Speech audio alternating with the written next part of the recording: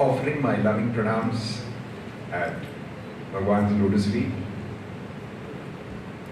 Revered elders and my dear young brothers and sisters from Zone 4A and 4B of our SSIO International Organization.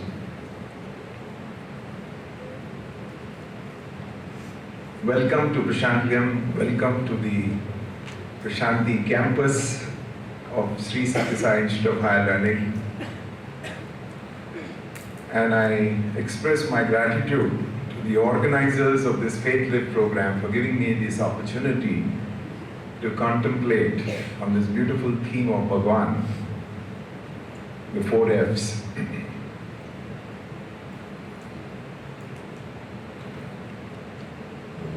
Usually Bhagwan would commence his discourse with a stanza which he would usually sing out. And this is one of his beautiful poems which he would tell us on several occasions. Punarvittam, Punarmitram, Punarbharya, Punarmahi, Etat Sarvam Punarlabhyam, Nashariram, Punah, Punah. What this stanza means is, if you have wealth and you lose your wealth, it's possible to earn your wealth again. You have friends, and for some reason those friends leave you.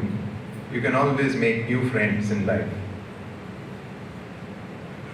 You have a spouse, and for some reason you lose your spouse, it's possible to marry again and have another spouse. But to get a human birth again is not easy.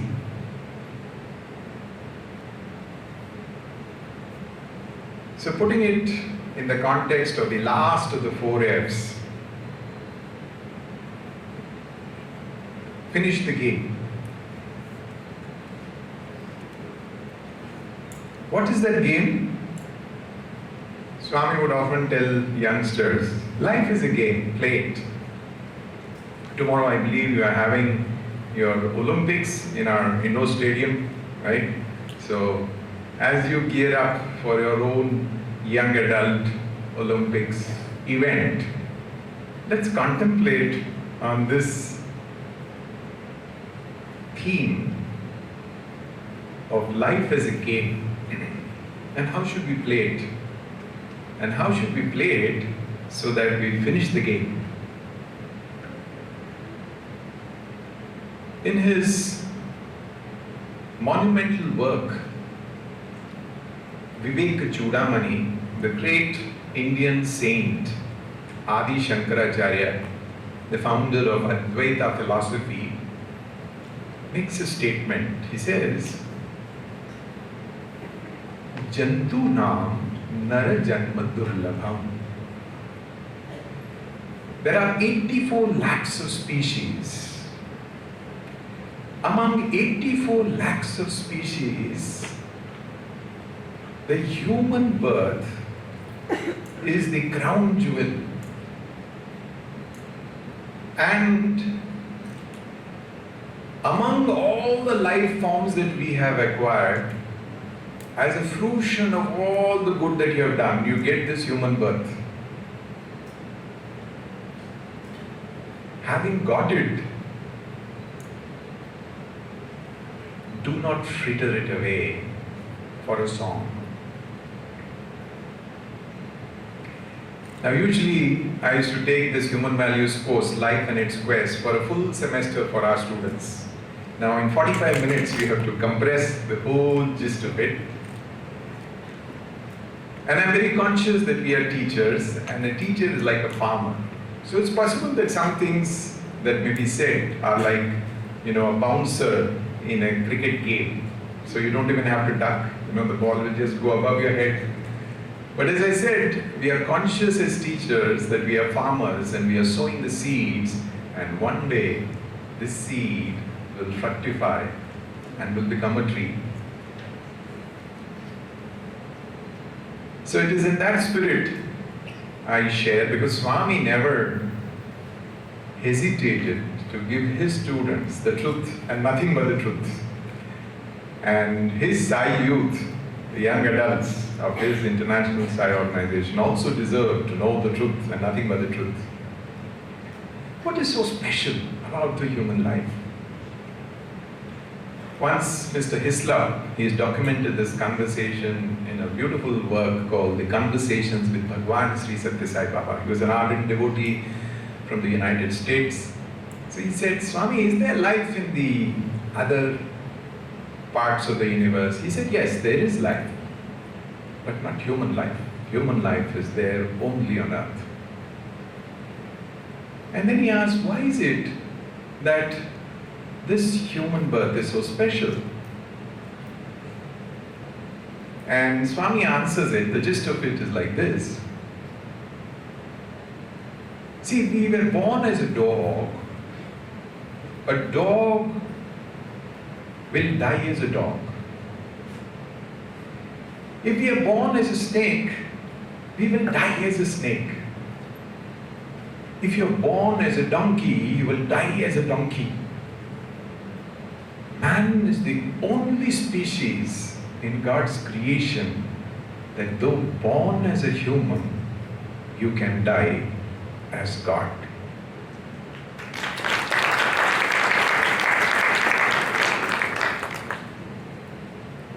One day Swami was sharing with some of his teachers in the interview room at Prashant Nilayam. He said, the speciality of this human birth is that once you have got a human birth, we were born as all kinds of life forms in the past, and as the fruition of all the good you have done, then finally you get a human birth. But having got a human birth, you will never ever revert back to an animal life again. You will never ever revert back to an animal life again. You may be born poor. You may be born maimed. You may be born, say, mentally deranged. All that's for, as a consequence of what you have done in your human life in the past. But you will never go back to an animal existence again. There is only one way in which you can rise, and that is from manhood to the divine. Now the question arises, having got this wonderful opportunity to be born as a human, how do we use that opportunity? And Swami has given us this beautiful message of the 4Fs.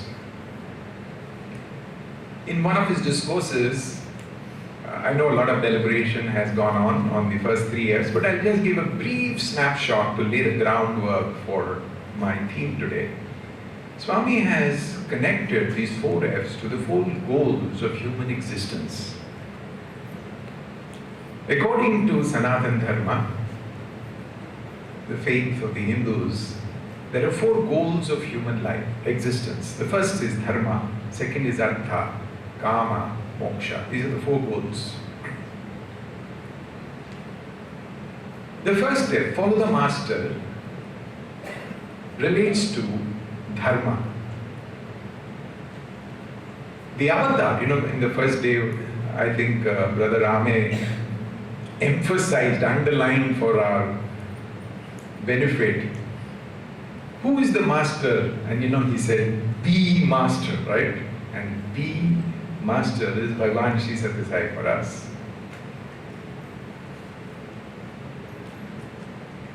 Every avatar comes for what?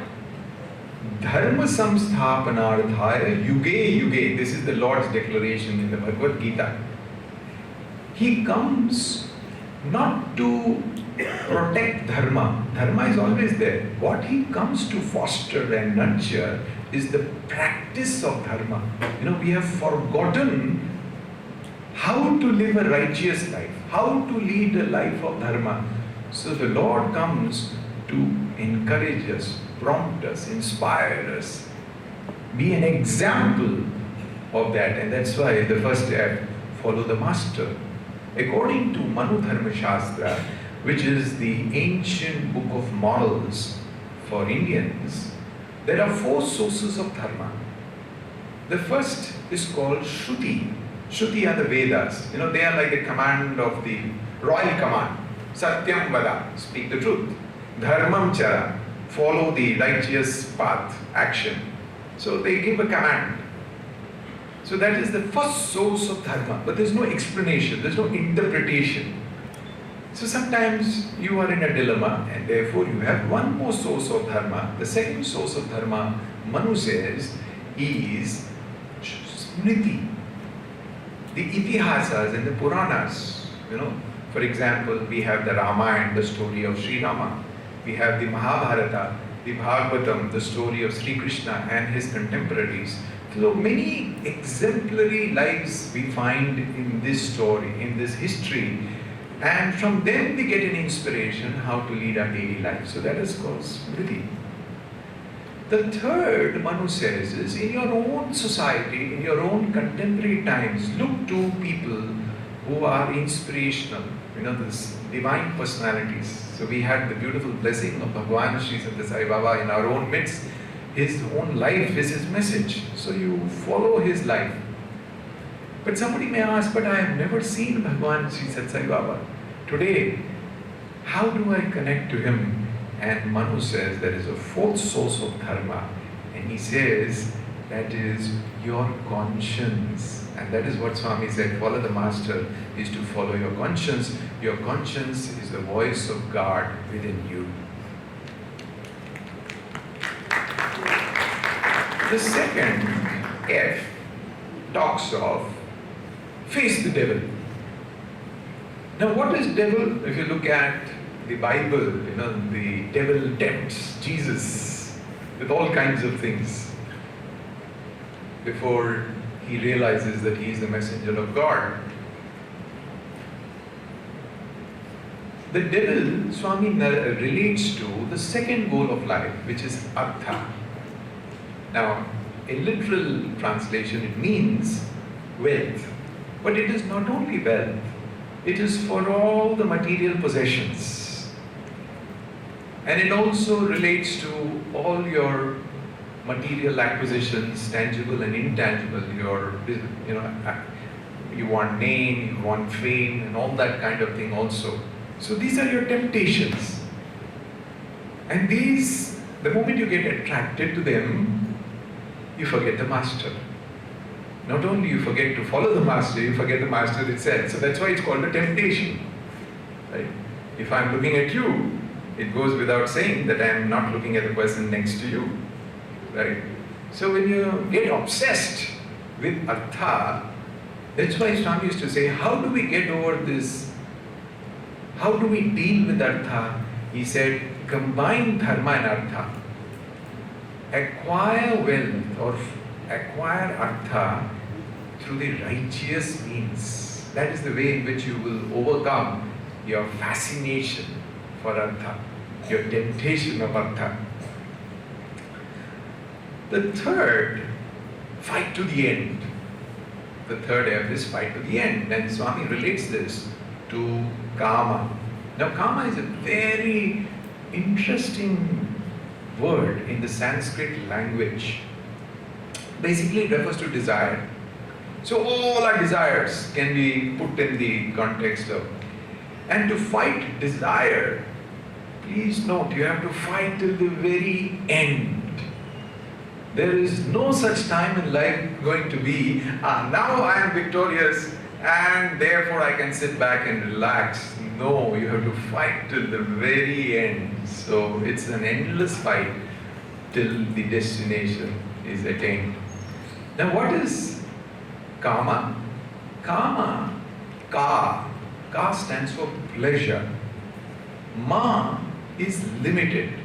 So what is kama? Kama is limited pleasure.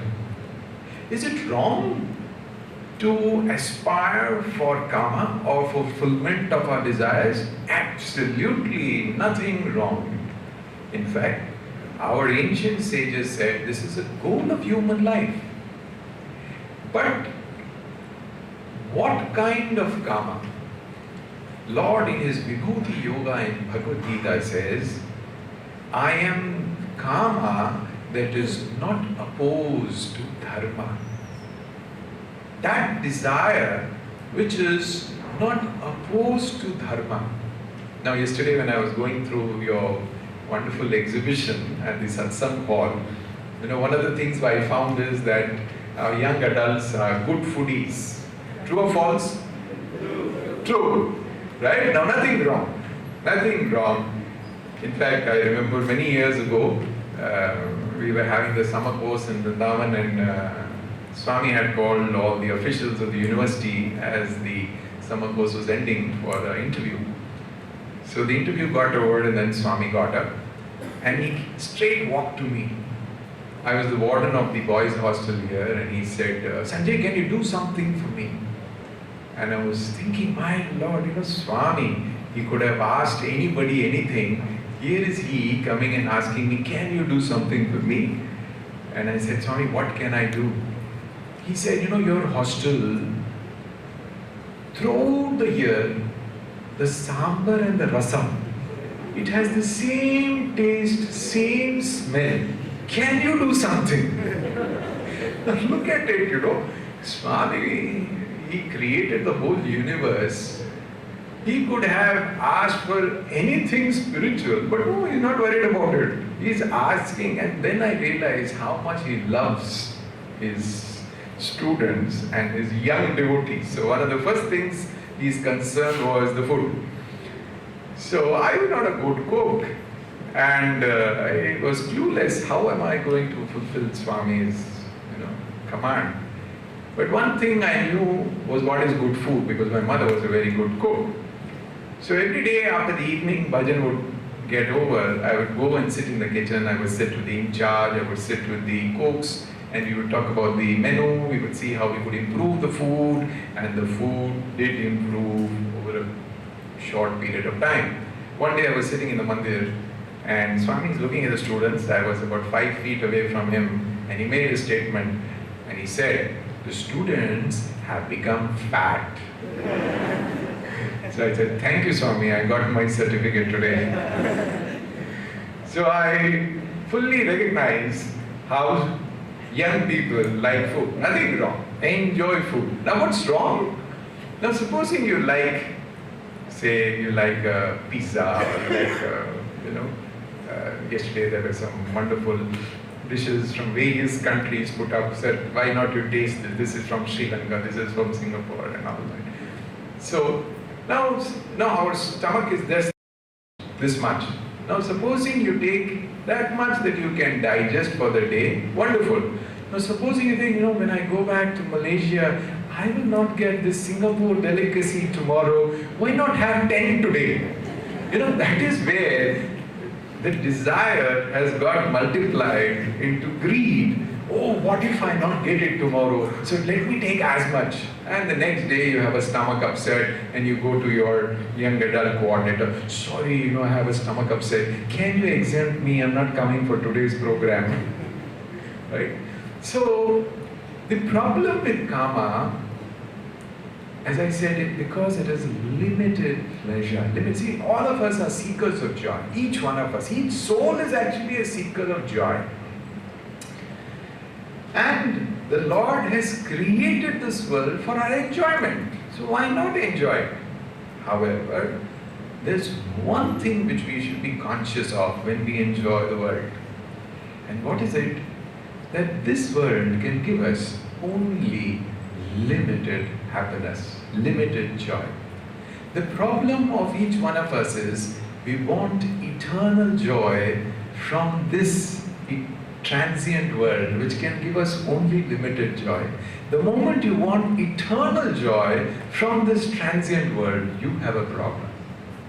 So what we are really seeking is actually that eternal joy. Once I get it, it should not diminish, it should not decline, it should not be dependent whether the room is very cool or the room is very hot. It should not be dependent whether the people around me are very conducive or they are, abusive. It should not be dependent on whether I won my game today or I lost my game, whether I got a good news today or I got a bad news. When it transcends all these dualities, then that joy is the true joy.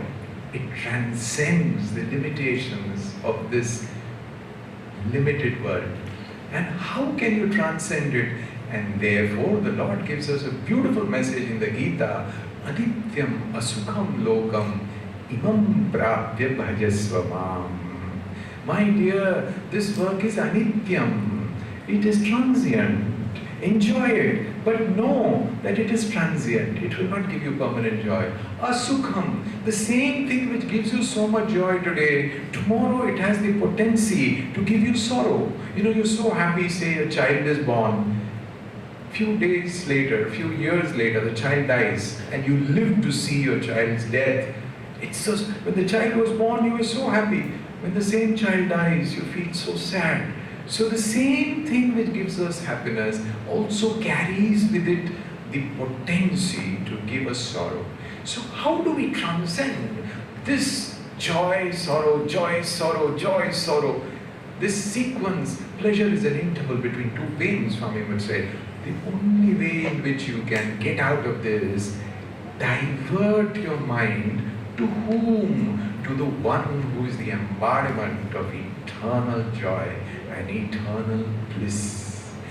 If you want, there are two things in this world which God has not put. And if you want it, you can get it only at God's doorstep. You cannot get it in the world. Though it gives us so much joy in so many ways. And what are those two things? One is peace of mind, the other is bliss. And that is why, when we are dealing with karma, Swami says, divert this karma for the fourth goal of human existence, and these ancients called it moksha. Now that seems to be, something very, very, oh my Lord, it is somewhere beyond the ninth of heaven. It is not for young adults like us, right? So it would be my endeavor in the next few minutes to try to bring us into the range of consideration of what is that moksha, and can you and I also aspire to realistically discover it, to realistically find it, to realistically touch it, smell it, feel it, and experience it in our own lifetime. So for doing that, we have to dwell on this fourth F, which is so very, very meaningful. Finish the game. Now what is this game? I said, life is a game. Why does Swami compare life to a game? Any game, for example, it's a game of cricket or a game of football. Say a game of football, it starts with a whistle. And finally at the end there is another whistle and the referee says, hey, the match is over, stop. It's the same way, this life is also an interval between two whistles. One whistle is called birth, the other whistle is called death. And this whole game of life is played between these two whistles. Now, however much we may be so joyous with birth, but the moment you hear death, we are filled with fear. My God, what is this? Something which I fear, I don't understand, I don't relish, I don't want to think about it, I don't want to talk about it. But the point is, there are only two certainties in life, they say. One is taxes, the other is death. None of us can escape paying taxes. If not income tax, at least the indirect taxes definitely get extracted. Every time you make a purchase of any good or service, you're paying a tax. So, 25 years from now, possibly there will be some people in this hall who will not be around on planet Earth. 50 years from now, many more may not be on planet Earth. And 100 years from now, we can be sure that none of us are going to be here on planet Earth. That's a certainty. Absolute certainty. Whether anything else is certain in life or not, but this is an absolute certainty. So, how do we face that? Now, one thing which we must recognize and which will give us a lot of strength and a lot of solace. The first thing is that both relating to birth and death, Swami is in full control. One day, we were sitting in the mandir, and there was this roommate of mine. When Swami came near, he got up on his knees. And Swami asked him, "What is your name?" And he mentioned his name. And then the Swami said, "Hey, that's a girl's name," he said. And all the boys around, started laughing. There were only two people who didn't laugh. One was the boy himself, and the other was myself. Because his story, this boy had shared with me. He was my roommate. When he was in his mother's womb, his father was a very good astrologer. So he did his astrological studies, and he realized that he was going to be blessed with a daughter. And so he thought, both husband and wife thought, because it's going to be a daughter, this is the name we are going to select for our daughter. So they had already selected before the child was born. When the child was born, it turned out to be a boy. So they didn't know, they've already selected the name, like girls' names in India, Sita, Geeta, So his name was something similar. And so they thought, we have already selected the name, but it should be a boy's name because now a boy is born. So they just truncated the name. Actually in India it's a girl's name, but the truncated name made it appear as if it's a boy's name. Years later, when he joined the university, one day Swami was talking to him, he said, actually you were supposed to be born as a girl, but I willed it that you should be born as a boy. And look at it. Whether we are born as a boy or a girl also is Swami's decision, not our decision. So when Swami said, "Hey, that's a girl's name," actually Swami was reminding that fellow, even for your birth, I'm responsible.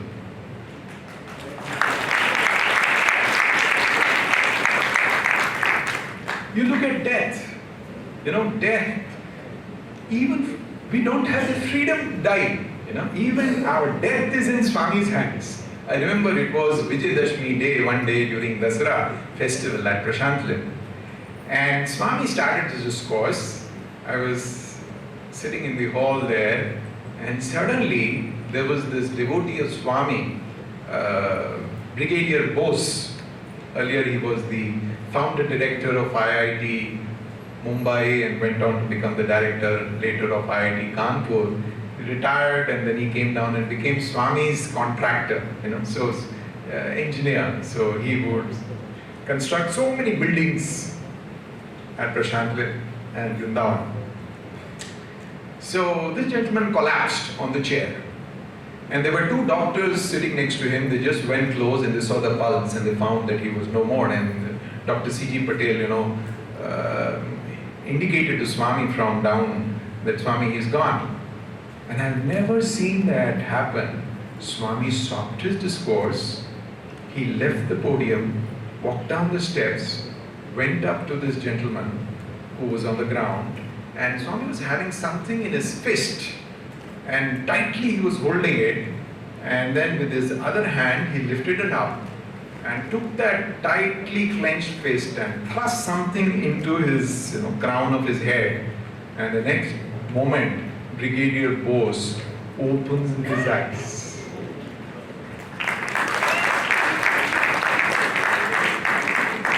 And Brigadier Bose, mentions about this experience. He said, actually I died, and at that moment I saw this huge bird which was hovering about me, and I didn't recognize, and suddenly I saw Swami. Not in the physical state, it is in that super conscious awareness. So he saw Swami, and Swami was indicating to the bird, "You go away, go away."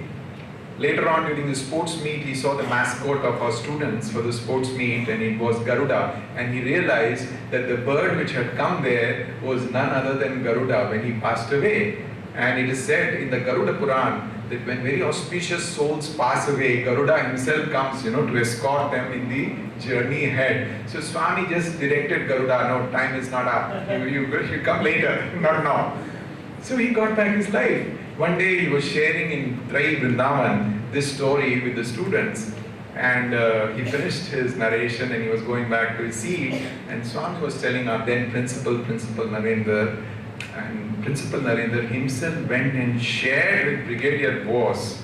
He said, Brigadier Bose, what Swami mentioned when you were going back to your seat, he said, do you know who is my Brigadier Bose? He, in his previous life, was an architect of the Taj Mahal. Now, you've heard of the Taj Mahal. Anybody who comes to India goes to Agra and sees the Taj Mahal. In a previous life, he was responsible for the construction of the Taj Mahal. In this life, Swami made him his engineer, and he has been Swami's engineer for so many constructions all over, including this college building. So even if you have not gone and seen the Taj at Agra, you can go back from Prashanti and say, we had our workshop in the college where the buildings were constructed by the man who constructed the Taj Mahal.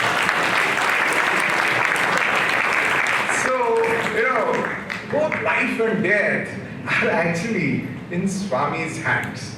So if that is so, then you don't have to be really so worried about what is important, not the first whistle or the last whistle. What is important is what happens in between the two whistles, and that is where all our focus should be. Now, having said that, we must ask ourselves, what is it which prods this human being to come back into this world again and again? And there are three sins according to Shastra. Three reasons or three causes for this coming back again and again. Punarapi Jananam, Punarapi Manaram. Again and again you come back into this world. It's like in the university exams we say, you're writing, this person in the MS degree. So Swami used to joke, what is an MS degree? MS degree is March-September. He wrote the exam in March. He could not clear the exam. So he came back in September and wrote the September exam. He didn't clear the September exam. He again came back in March to write the supplementary. So they are called the MS degree recipients. So in this game of life, we should not become this MS degree holders. So we should understand what is it which causes this birth again and again. Because it's not enough. If you want to play a game, you must know what are the rules of the game. And how do I finish how will the game end? So you must know what is a foul. Supposing in a game of football, you touch on the football with your hand, immediately the referee blows a whistle. Hey, it's a foul. And if you make too many fouls, a red card goes up or a yellow card goes up. So you must know the rules of the game and know what is allowed, what is not allowed. So there are three reasons for human birth again and again according to the Shastras. And the first is called Papa, sin. The second is called Tapa. Tapa is that burning, you have a desire and it's not fulfilled, and you're burning, I want it. So that Tapa is again something which brings us back into this world to fulfill that unfulfilled desire. And the third, Swami says, is Ajnana, ignorance. So these are the three causes of human rebirth. Now let me spend a little time over Papa. You may see Papa is not for animals, because animals they operate with instinct. Only to man has God bestowed of this wonderful faculty called Buddhi, the ability to discriminate what is right and what is wrong. So this Papa business is applicable only to human birth. It's not applicable to anything else. One day Swami was in Shimla. Many decades ago he was visiting Shimla and he was giving darshan amongst the devotees. And there was this lady who was having her baby in her hand and the child was blind. So when Swami came close, she gets up on her knees and she takes her little baby and she prays to Swami. She said, Swami, mere bacche ko aankhein de de. Please give back my son his eyesight. And Swami just walked past. When he came inside, to his residence, there was this devotee of Swami, Swami Karanananda. He used to always be with Swami with a coca robe. If you see some of the photographs of Dasra and birthday celebrations, you will see him walking with Swami. So Swami Karanananda was shedding tears. And Swami looked at him and said, Karanananda, why are you crying?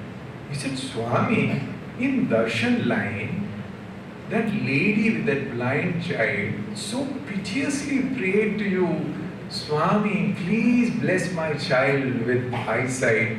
And nonchalantly, so indifferently, as if you didn't even hear what she said, you just walked away. How could you be like that, Swami? I mean, that was his honest expression of feeling. And then Swami said, Karananda, do you know who that child is? And then Swami revealed, in his previous life, what was his business? In the city of Bombay, he used to kidnap small children of parents, and then he would blind them, and these maimed children would then be sent as beggars on the streets, and that coins or money which they would collect as alms, that money he would collect. That was the business he was doing. What he has done in that previous life, he is bearing the consequences today. And you are asking me to simply give away eyesight to that child. I know the past, and therefore I know why that individual is suffering. So, man, when he commits sin, he doesn't think twice. He just says, what is going to happen? Our vision is so short term. Only when you have a long-term vision, then only we'll know what we should do and what we should not do.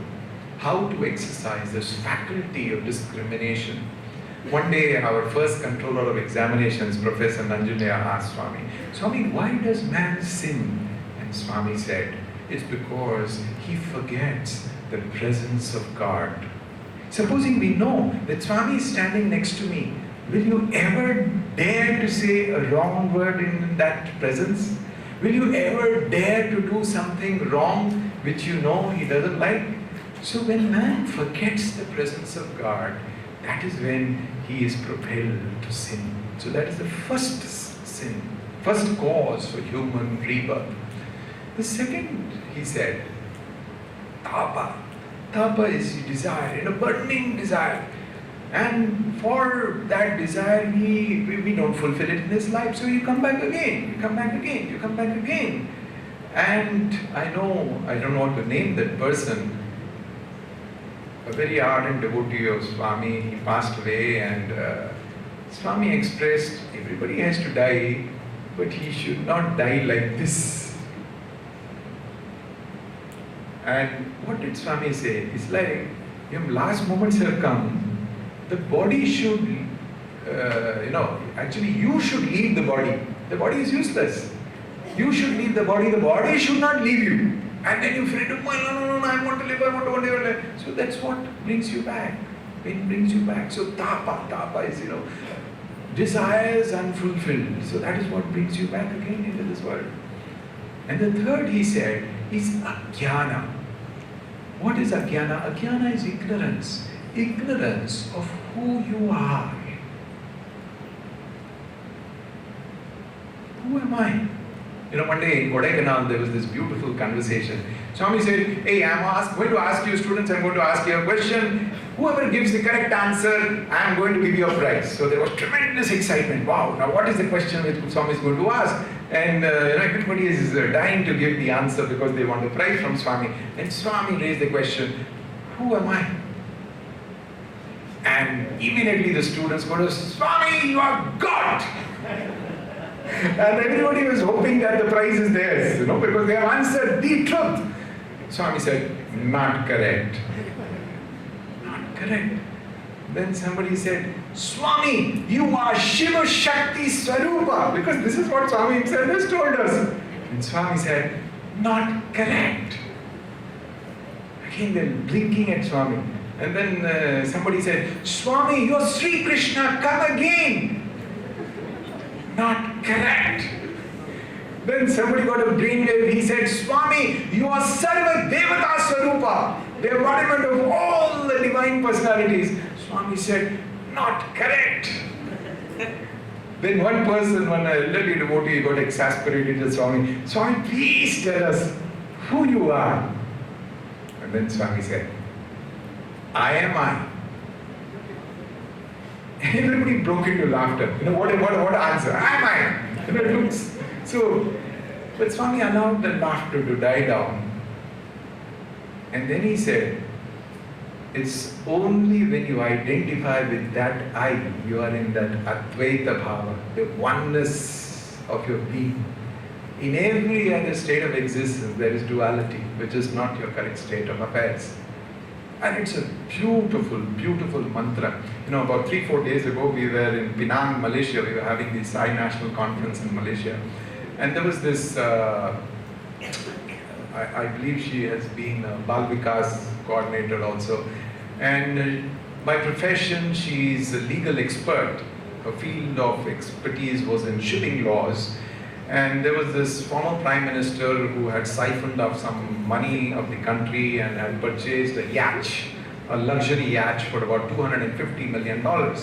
And it was discovered, and the government of Malaysia wanted to get that money back, whatever they could recover. So there was an intricate maze of contractual law, totally opaque systems, and they had to decipher and finally make the claim and then recover the money. So she was appointed as the representative of the government of Malaysia. And I was so delighted, to see that Swami's devotees are in such critical position. And she was narrating an experience and all the kind of opposition that she faced from all quarters. And every time, there would be challenges, there would be difficulties. You get into this self-doubt. Can I do it? The whole country's hopes are on me. Can I do it? Will I be able to do it? And all the time she was, reminding herself. This was a beautiful mantra which I like to share because it is linked to the, narration which Swami himself made of who am I. She said, I can. And you know why I can? I can because I am. Who am I? I am that Atman. She always kept reminding herself, I am the Atman. I am Swami. I am Swami. I am Swami. With that faith, she broke through that maze of, intricate contracts that were there, which nobody could decipher, and won the case for Malaysia. They recovered the luxury yacht, and in the last month, in the month of April, they have sold the yacht for $126 million. $126 million, just by the faith of that one soul who said, I can because I am. Now when you say that I am, actually you're identifying yourself with that divinity. So there are last 5 minutes left. I will just end with this thought. Swami has given us a beautiful mantra, and he says, Om Sri Sai Ram. Om Sri Sai Ram. The bountiful benedictions of divinity are just capsuled in this one single mantra. We use it for so many occasions and so many casual interactions. Om is the bija of that mantra. No mantra is effective unless it has a bija. And there was a scientist who has done a study on this Om with an equipment called a tonograph. And he discovered to his great amazement, when this Om was chanted, the tonograph translated it into an image of what is called as a Sri Chakra. Sri Chakra, in the worship of the Divine Mother in India, is considered to be a yantra. It's basically a plate with very mystic designs, and it is deemed to be very, very auspicious. So it was his scientific discovery that when you chant the Om, you are actually manifesting this Sri Chakra vibration. So we do not understand what power is there in this wonderful mantra. But more important, I would like to draw your attention to that last Ram. Swami says this name Ram has got 3 letters, Ra, A and Ma. Ra stands for Agni Bija. Agni Bija will destroy all the sins, all the papa, that you have committed. A is Surya Bija. It will dispel all the darkness of your ignorance, Ajnana.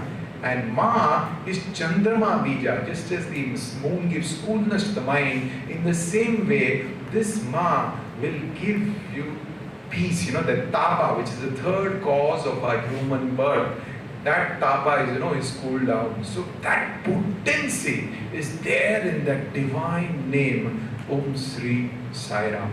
So have this too, Swami has given us another beautiful little long mantra, and this is the prescription a thought which I leave with you. How do we finish the game of life? Dil mein Ram, haath mein kam. Keep the name of the Lord within you.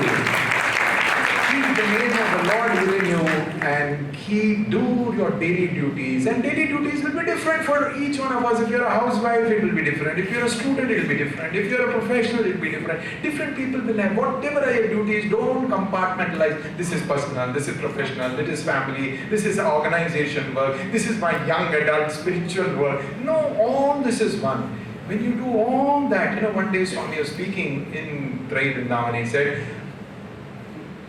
why man is reborn? He is born because of one capital crime. What is that capital crime? He identifies that this body is me. This body. And for that, there is capital punishment in the spiritual world. And what is the punishment, Swami? The punishment is to be born again and again. That is the punishment for you. How will we transcend this then, Swami? How will we finish the game? There is one way you can finish the game. And Swami said, whatever action you do, dedicate it to the divine. Practice it throughout your life. And finally, when the referee blows the whistle, the Lord is there at the other side of the tape. He said, hey, you have succeeded, you have won. And then we'll tell Swami, I did not win, you made me win, Swami. Because this is the realization of life, that we cannot finish the game on our own. We will not be able to transcend the cycle of birth and death. And the examination system, especially if you're part of it, you understand. Swami used to tell us, see, it's like, supposing all the effort you put and 40% is your pass mark and you land up with 35 or 34. You're a little short. And what does the examiner do? He said, so much the student has got. Can I give him half a mark there? Can I give him 2 marks there? And he'll be going over your paper over and over again. And finally he will say 39.5 as per the approximation rule, it will become 40. And the controller of exam will say, pass, you have passed. So that is what the Lord does. He puts a little grace marks on our behalf. And he said, this fellow has passed.